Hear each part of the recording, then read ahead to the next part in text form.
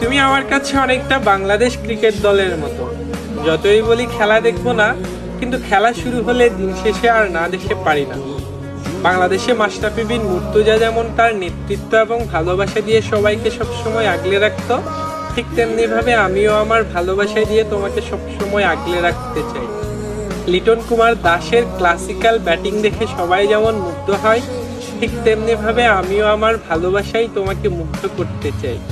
বিশ্বাস করো, আমি কখনোই মুস্তাফিজুর রহমানের কাটারের মতো তোমার সাথে এলোমেলো কথা বলবো না। নাহিদ রানার গতির বলগুলো যেমন প্রতিপক্ষের ব্যাটসম্যানরা দেখতে পায় না, ঠিক তেমনি ভাবে আমিও তোমাকে ছাড়া আর অন্য কোনো কিছু দেখতে চাই না।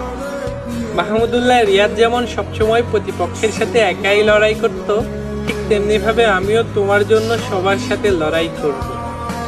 তোমাকে পাওয়ার জন্য আমি মুশফিকুর রহিমের মতোই পরিশ্রম করে যাব। পুরো বাংলাদেশের মানুষ যেমন সাকিব আল হাসানকে আরেকটিবার বাংলাদেশ দলের হয়ে খেলতে দেখার স্বপ্ন দেখে, ঠিক তেমনি ভাবে আমিও তোমাকে পাওয়ার স্বপ্ন দেখি সারা জীবন। বাংলাদেশ যেদিন ক্রিকেট বিশ্বকাপ জিতবে, সেই দিন যেমন পুরো বাংলাদেশের মানুষ খুশি হয়ে যাবে, ঠিক তেমনি ভাবে তোমাকেও আপন করে পেলে আমিও খুশি হয়ে যাব।